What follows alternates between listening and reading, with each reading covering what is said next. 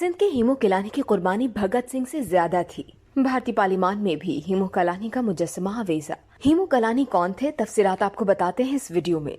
मुल्क की आज़ादी की खातिर इनकलाब जिंदाबाद का नारा लगाकर सूली चढ़ जाना कोई मामूली कुर्बानी नहीं, लेकिन अगर ऐसी कुर्बानी कोई कम उम्र लड़का रहम की तमाम अपीलें मुस्तरद करके फांसी चढ़ जाए तो शायद इस कुर्बानी को कभी भी फरामोश नहीं किया जा सकता। हम बात कर रहे हैं सिंध के हीमू कलानी की, जिसके बारे में भगत सिंह की मां ने कहा था कि भगत सिंह की उम्र तो बड़ी थी, हीमू कलानी भगत सिंह से भी अजीम है। हीमू का पूरा नाम हेमंत दास कलानी था। वो पेसो मिल कलानी के घर पैदा हुए। हिंदुस्तान में जो भी आजादी की तहरीकें चलाई जाती थी, उनका असर कराची, हैदराबाद और सक्खर पर पड़ता था, क्योंकि कराची बम्बई के करीब था।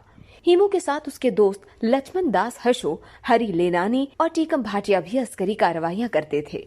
उन्होंने चौकियों समेत पुलिस के मुख्तलिफ मकामात पर बम धमाके किए। इसके अलावा उन्होंने अदालत में बम रख दिया।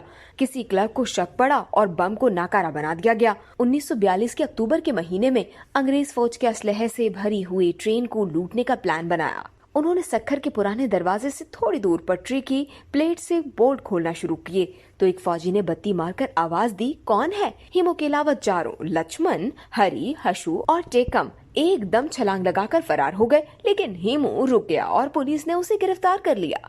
पुलिस ने हीमू पर तशद्दुद किया, लालच दी, लेकिन उसने किसी भी साथी का नाम नहीं बताया और कहा कि उसने अकेले ही ये काम किया है।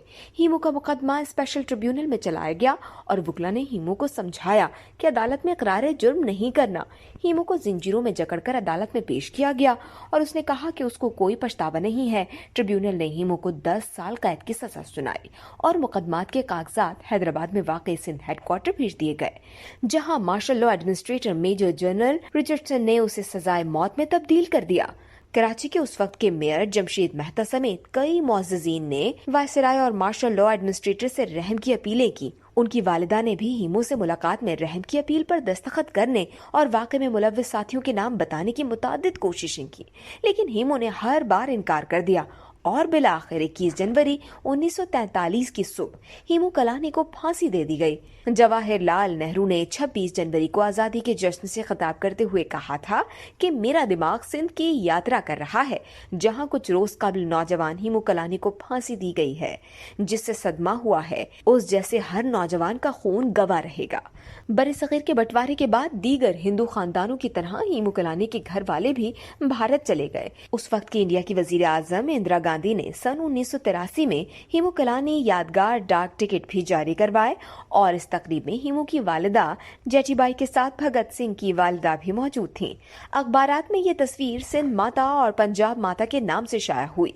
भगत सिंह की वालिदा ने जेठीबाई से कहा कि मेरा बेटा फिर भी बड़ा था, लेकिन तुम्हारा बेटा मेरे बेटे से भी अजीम है, जिसने अपनी कम उम्र जवानी वतन की खातिर कुर्बान की। इंडिया की पार्लियामान में 21 अगस्त 2003 को हीमू कलानी का 12 फुट ऊंचा मुजस्समा आवेजा किया गया। उस तकरीब में वजीर आजम अटल बिहारी वाजपेयी, एल.के. अडवाणी, राम जेठमलानी और कांग्रेस की सरबराह सोनिया गांधी ने भी शिरकत की। भारत के मुख्तलिफ शहरों में 1 दर्जन से जायद सड़कें और तालीमी इदारे हीमू कलानी के नाम से मंसूब हैं। पाकिस्तान में सक्खर में दरियाए सिंध के किनारे वाक़ई लूकस पार्क का नाम हीमू कलानी पार्क रखा गया था, लेकिन बाद में उसको मोहम्मद बिन कासिम से मंसूब कर दिया गया। इस वीडियो से सिर्फ इतना ही। मजीद जानने के लिए सब्सक्राइब कीजिए डेली जंग यूट्यूब चैनल और लाइक कीजिए डेली जंग फेसबुक पेज।